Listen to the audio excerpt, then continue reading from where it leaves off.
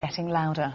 But is anyone listening, and can these protests achieve anything? Join us now are the veteran campaigner Peter Tatchell and Harry Cole, who's the news editor for the Guido Fawkes Order blog and website. Welcome to you both. Peter Tatchell, do you think these protests today are going to achieve anything?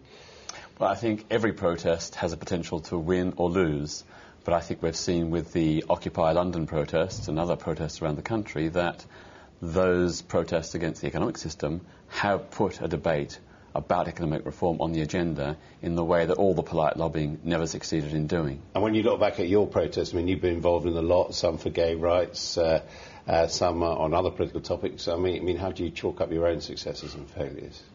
Well, absolutely. I think that protests, for me, are never an end in themselves. They're a means to an end, to raise public awareness about an issue. Have you been successful with your protesting? Well, I think in lots of instances, yes. I mean, when you think of the way in which the lesbian and gay community used to be policed, the very strong-arm, harsh homophobic policies by the Metropolitan Police and other forces, there's been a complete sea change, and that was largely because we protested against police harassment and victimisation.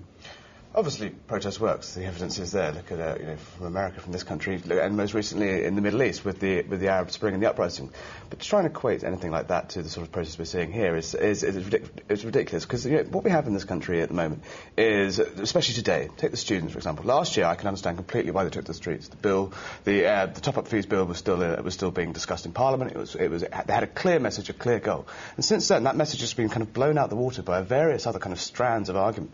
And I think at the moment it's being counterproductive. I'd say the protests outside St Paul's, while they've generated a lot of media attention, I think they've put a lot of people off. There's a lot of people who say, look, these people saying we're the 99%, we represent everyone else except the evil capitalists and the evil bankers. I think a lot of people who will be at home thinking, I can't afford to take the day off for work to be here today. I can't afford to just give up my life and camp in the street. You don't represent me. I think it's they're getting into a fine line where they're actually going to damage their cause rather than advance it. And David Cameron, of course, yesterday saying that he preferred protests to be done standing up. Well, let's go to Trafalgar Square now. David Bowden is there, and